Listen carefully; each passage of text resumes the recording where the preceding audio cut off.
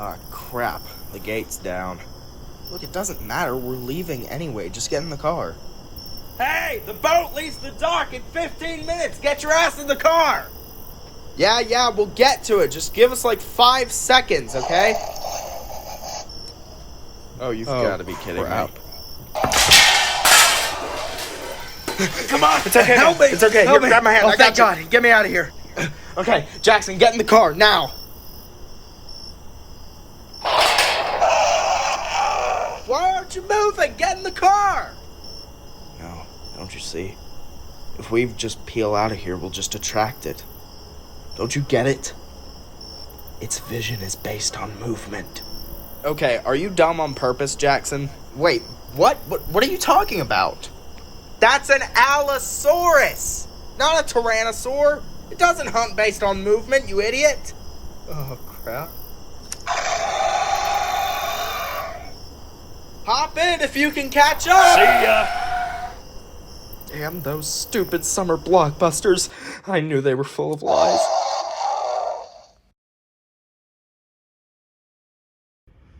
Well, we made it. I didn't know if we were gonna make it, but we made it. 100 subscribers. I am so proud of y'all for supporting me through these tough times between COVID, political bullshit, the world pretty much falling apart at the seams, at least America, and y'all still find the time to support me and make me feel like, hey, I'm doing something, and I need to keep doing it because it makes these people happy. That's all I want to do. I just want to make people happy, especially in this day and age. And thank you all for letting me do that, and, supporting me and reassuring me that, hey, everything's going to be okay because we love you and we're here for you and we want to see more of what you have in store for us. And I'm like, thank you, guys. Now, in terms of the 100 subscribers special, I got nothing. Here's the toy review. Alright, so I'm pretty sure y'all have seen the YouTube special, Battle at Big Rock. Yeah, that's this guy.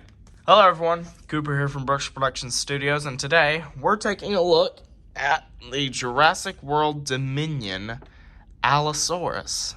I forgot the toy name, like Slash and Strike or Chomp and Roar. I forgot what it is. I'll put it on the screen right here for you to see. But yeah, this is that Allosaurus. And right when I got it out of the box, I noticed that it heavily resembled the Allosaurus that you see in Battle at Big Rock. Of course, it's no surprise. I mean, the Allosaurus has been through, 3 redesigns in the entire Jurassic World trilogy. Kind of embarrassing, but, we'll let it slide for now. I saw this guy in the store, and I was like, oh, wow, this is so cool. Because this, as you can see, is pretty big. And this is the first big Allosaurus we've had in the Jurassic franchise, period.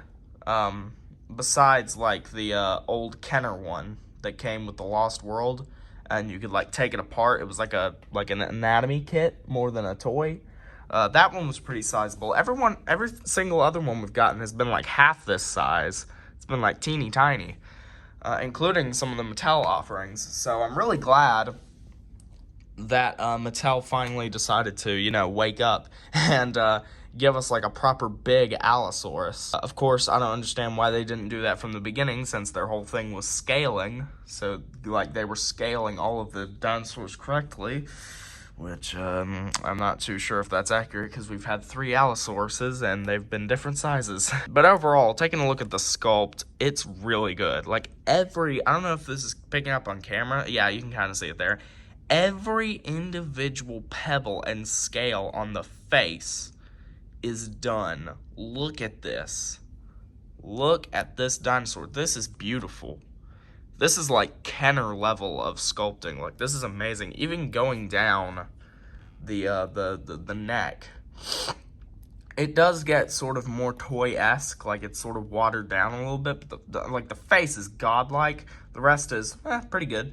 I kind of like this. This kind of reminds me of the Giganotosaurus, how it has those spines on its neck. The crests are protruding outwards, towards the sky. I think that's really cool. It has the eye ridges, like covering its eye. Arms are pretty good. Kind of remind me of Indominus Rex with that color. It's got scratches on its hips, like right there. The toes are actually really big and flat, so it can stand properly, which is nice. Would have liked if the toenails were a little bit sharper, but whatevs. And the tail, always very, very nice. Looking at the undercarriage, you got trypophobia down there. Trypophobia warning. And, yeah. Now, there is one break in the sculpt. If you look over here, that's where the QR code is. And I don't think it's really that bad unless you look at it at a very specific angle. It's like, ugh. But here's the QR code, or the barcode, or whatever they call it. So you can scan this Allosaurus and have it in your park. I just hit my camera. So you can have it in your park today. In terms of paint application, like one of my favorite bits is the eye. Look at that eyeball. There have been some reports of like Mattel like missing the eye mark and like the eye being like right like over here and the eyeball actually being there. That looks incredible. Like that again is very Kenner-esque. I really like that. The paint application overall is very basic, although there is one glaring issue.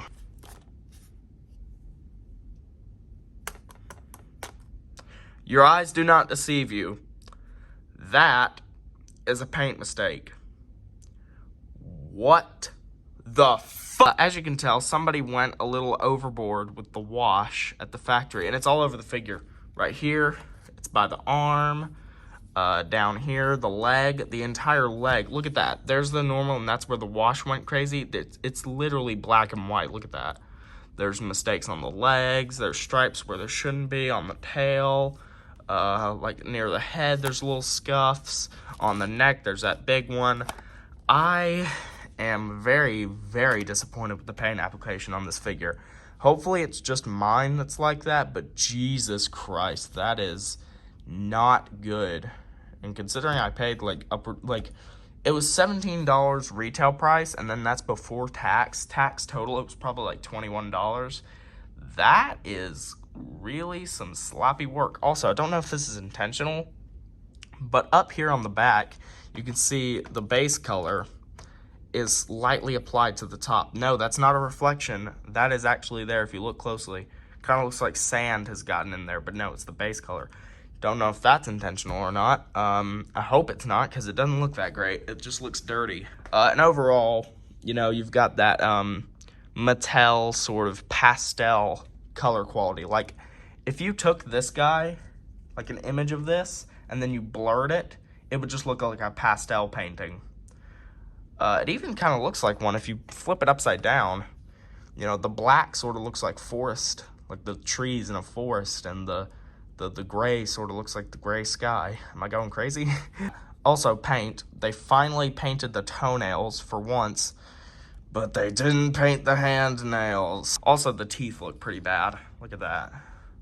Like, you can tell that's just one glob, like on the tooth. Let me just open the bottom jaw. Look at that. I mean, the bottom ones look better, but geez, that top one, they look like they're all blended together. I would have liked if this up here was painted this color, and then they took like a brush and individually painted each protrusion, every tooth. One thing I do like is, look at his tongue. He has a blue tongue, and I think that's a throwback to, or not a throwback, a reference to the blue-tongued geckos of Australia. I'll put up a picture here. They have blue tongues as a defense mechanism. Maybe that's what this guy is. Maybe he's Allosaurus DNA mixed with blue-tongued gecko. Overall, articulation-wise, I mean, you've got the hinges, like at the jaw, but it's not really going to stay open. And also, if you shake it really hard, it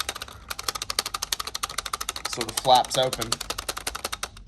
Classic Mattel quality. But at the shoulders, you've got like a universal joint, which is a hinge and a swivel. So you can balk like a chicken. You can go all the way around, in and out, sort of everywhere. So he can do that pose, which is very nice for an Allosaurus.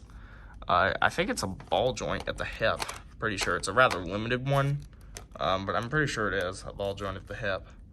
swivel at the ankle, which another issue I have with this figure. This one is really tight. Look at that. That locks into place. This one, super loose. Like when I align it like that, look, see, okay. I align it like that, like straight. A minute later, I'll come back and it's just misaligned like that without me even touching it. I find that really weird. But anyway, there's a ball joint at the, like the base of the tail. Every ball joint can be a swivel. In terms of action features, he's got this button back here, which is fairly well hidden back here, that if you press, he lets out a roar. He lets out a shorter roar. And lets out a snarling growl. Now, that's not as far as his mouth can open. His mouth can actually open farther. You just have to see. You see how it kind of locked up there? Sort of popped into a higher position. This button is really freaking tight. Look at this. I can't really get it to open all the way. Hold on. There, you see how it like sort of popped up? That is the full extent of openness. Now, why is it not open like that already? If you push it down normally, it stops right there. You have to push down really hard to get it to open all the way. Mattel, man, what's happening, man? Used to be like the golden standard. The other action feature, so that you can see this, if you press right here, as you can see, it's cleverly disguised as one of the spines. If you press it, he does dino damage, which is actually really, really well done. So it's not like come off of a separate piece so that you lose it. It's actually a bit that slides into the body. And this is here not only as a trigger, which doesn't work all the time, but also as a stopper, so it doesn't slide into the entire body, which is really cool. Anyway, dino damage detail, you can see his bones, and since it's extreme dino damage, you can flip it up, and there's this gooey innards, which are actually squishy rubber, which is kind of morbid. Overall complaints with this figure, I mean, the wash, again, like really, really bad. I really do not like the wash. Color application, I mean, it's Kenner. It's Mattel. It's two colors. It's dark blue, and it's like opaque gray, like fleshy gray color. Like, come on. It's two colors. They're very pastel. It sort of looks like a pastel painting more than a dinosaur. Kind of underwhelming. Paint application on the face is hit or miss. With the eye, it's really good, but with the teeth, shut up. With the teeth, it's not as good. Paint application on the toes is pretty good. I don't see any bleeding there. Sculpting is pretty good. I really like the sculpt. Articulation is phenomenal, always, with Mattel. Action features are pretty solid, you know. You got the bitey. Maybe that's what it's supposed to be. Maybe it's supposed to be a bite, or I don't know. Kids can use their imagination. Look at that. Me rotating it once. Bent inwards. And, Dino. Okay, sorry about that, guys. My camera had a bit of a malfunction. Its temperature was too high. But, yeah, overall, this figure is good, I would say. I would definitely recommend picking it up. But, it's not really blowing me away as far as that goes. But, never mind that. Oh, God! Okay, sorry about that, guys. We're back. Allosaurus decided to knock down the enclosure. So, now, time for size comparison, so you know just how big this Allosaurus is. And that's one thing I will commend this Allosaurus on. Its size. It is rather large. And it's one of the main reasons I bought it. So here is the 2019 Dino Rivals Albertasaurus. I got this in 2019. It's been with me for a little while, as you can tell. Joints are loose. Legs are wobbly. Good old Mattel quality. It kind of has the same gimmick with a dino damage thing, although this one doesn't work as well because the ribs always fly up when you don't want them to. Let's see. Which one's bigger? Yeah. Don't know if that's entirely accurate to paleontology. I think Albertasaurus would wreck Allosaurus in real life. I don't know. Maybe they lived in different eras. I don't know. I'm not a dinosaur expert. Another good one is the ground tracker from The Lost World. You know, I think one of the main reasons I like Mattel dinosaurs so much is because they scale really well with the Kenner stuff. I mean, look at that. That has perfect playability. Like, I could imagine a play set like that. That's really, really good. I like that a lot. Like, the car could be driving around through the Jurassic period Allosaurus. Well, there's a ghost driver sees it. Someone up here shoots it, and it could be like, rah, and then like trash the hood or something. Like, it's really cool. Like, the playability between these two. I think that's one of the main reasons I collect Mattel dinosaurs more than Mattel humans or vehicles, because I don't really care for those too much. I mean, the vehicles, man, the humans, not really. I've never really been a fan of the smaller figures with the little rubbery joints or anything. I haven't really been a fan of that. I'm more of a Kenner Jurassic Park 2 and Hasbro Jurassic Park 3 as far as figures are concerned. I don't really like what Mattel's offering. It's not that they're not good, it's just not my style. Speaking of Kenner figures, here's a Kenner figure to compare him to. The guy who confused him as a T-Rex in the beginning. See, can he train it like in Jurassic World? It's okay. It's okay, big girl. It's okay.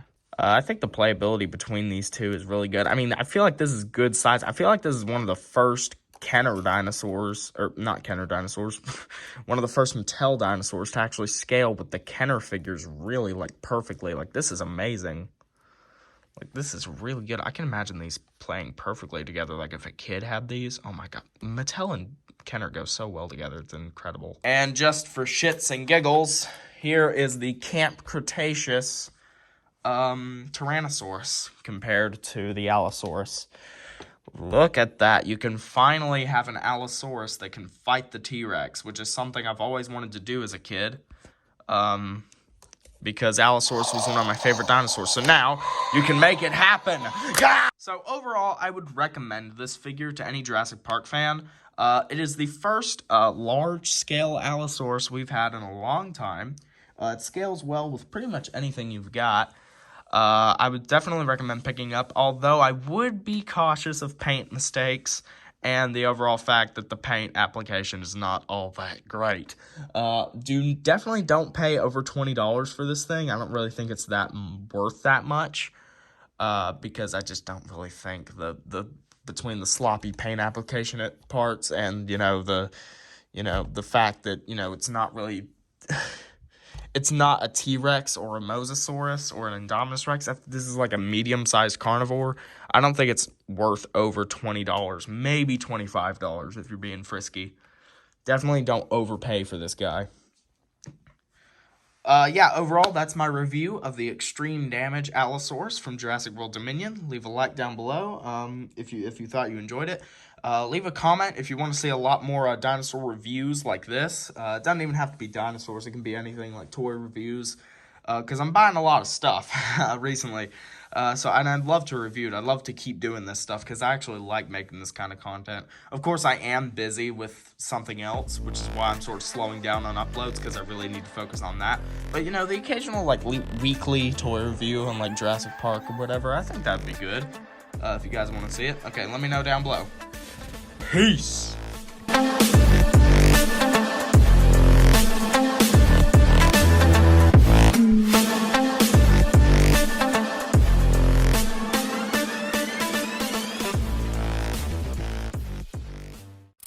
Try to recreate the box art from Jurassic Park 2 K9 by Hasbro. With these two going at it. Like on the box. Tyrannosaurus would so win that fight. Why the heck was that even a debate?